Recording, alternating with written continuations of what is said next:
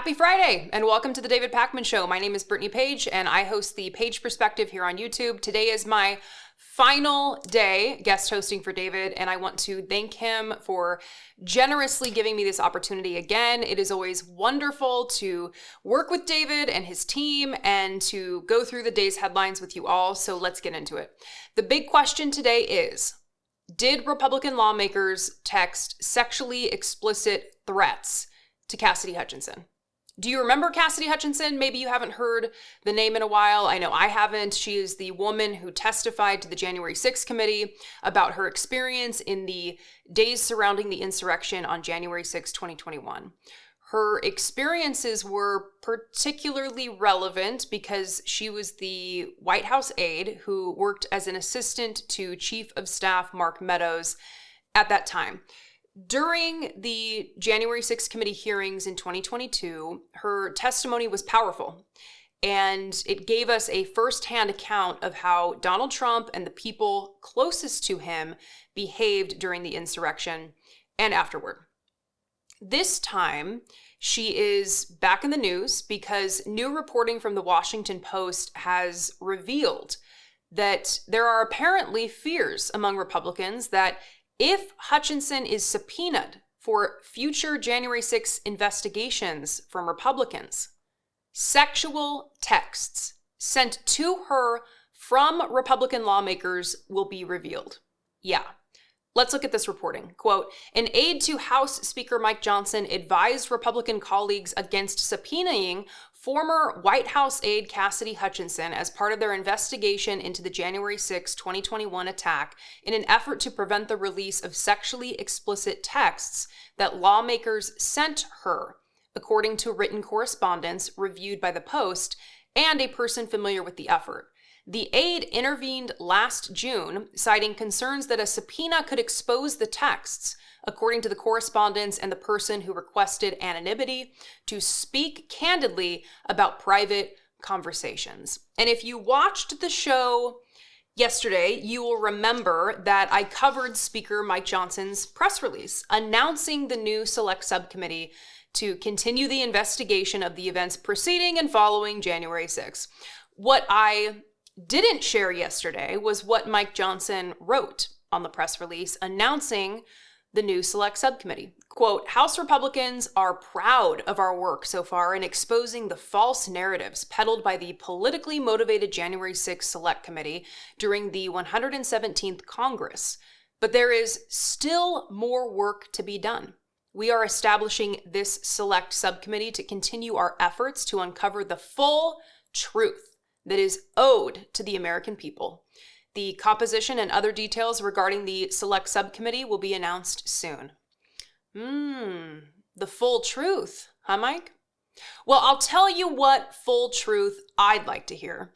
Let's hear which Republican lawmakers were sending sexually explicit text messages to Cassidy Hutchinson. How about that full truth?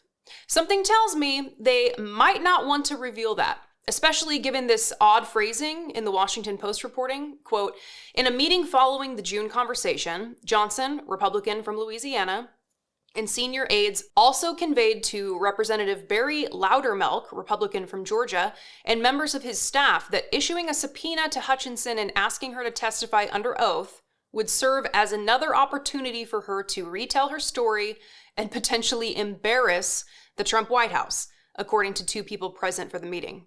Before that meeting, a Johnson aide told Loudermilk's staff that multiple colleagues had raised concerns with the Speaker's office about the potential for public disclosure of, quote, sexual texts from members who were trying to engage in sexual favors with Hutchinson, according to correspondence produced at the time that detailed the conversation. The odd phrase I'm referring to is sexual favors. What does that mean? If you think back to this time, Republicans were not supportive of Cassidy Hutchinson and her testimony. In fact, her testimony was so explosive and controversial among Republicans that she had to go into hiding after testifying. Here's a brief clip of her talking about that with CBS. So my life changed in the way that the way that I was living my life for a while. You couldn't go back to your apartment. I could not go back to my apartment. I ended up moving down to Atlanta for several months. They didn't even think it was safe for you to stay in DC. No. So it wasn't even safe for her to stay in DC. Republican lawmakers have continued to try to discredit her testimony as well. In March 2024, they released a report with details suggesting previously unreleased information contradicted Hutchinson's testimony. They've continued to fight back against her testimony. So this was not, and it has not been, friendly territory for Hutchinson among Republicans. Put all of that into the context of these, as the Washington Post describes them, sexual favors. And I don't know about you, but I am wondering if that actually means sexual threats from Republican lawmakers. Cassidy Hutchinson was 26 at the time of her testimony. She's 28 now. How old is the average Republican lawmaker? If you know, drop it in the comments. The Washington Post did note that they reviewed some documentation here. Quote, the Washington Post reviewed documentation reflecting the Speaker's office's concerns ahead of the June meeting between him and Loudermilk that corroborated the person's account, but has not seen the purported sexually explicit messages nor identified who sent them or whether Hutchinson responded, end quote. They also provided a statement from Hutchinson's lawyer, which did not at all address the text messages. So I'm sure that Cassidy Hutchinson is not super eager to open herself up to a flood of threats and, I guess, sexually explicit text messages, which may or may not contain sexual threats from elected Republicans. I'm sure she is not interested in continuing to be in the headlines for this, but it is important that we know which Republican lawmakers were sending these text messages, especially if they were threats. If the Republicans are all about finding the truth, then let's have that. If you're still using a free email service, your emails are often being scanned and tracked even after you delete them. Companies use the data to know everything about you and show you ads, even your most personal communications. That's why I recommend you check out StartMail.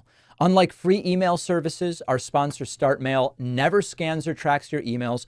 It also blocks tracking pixels, which companies and hackers use to capture your IP address. And when you delete an email in StartMail, it is gone forever, keeping your information private.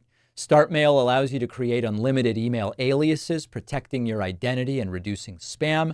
This lets you use different email addresses for different purposes, like newsletters or shopping. Plus, StartMail lets you encrypt every email, even if the recipient doesn't use encryption. Switching is easy. You can migrate all your existing emails and contacts with just a few clicks. StartMail also offers a business plan with unlimited domains, advanced phishing protection, and shared aliases for seamless team collaboration. Go to startmail.com/Pacman to get 50% off your first year. That's about $2 a month for a personal plan or about $3 a month for a business plan. Plus, get 25% off additional accounts for team members. The link is in the description.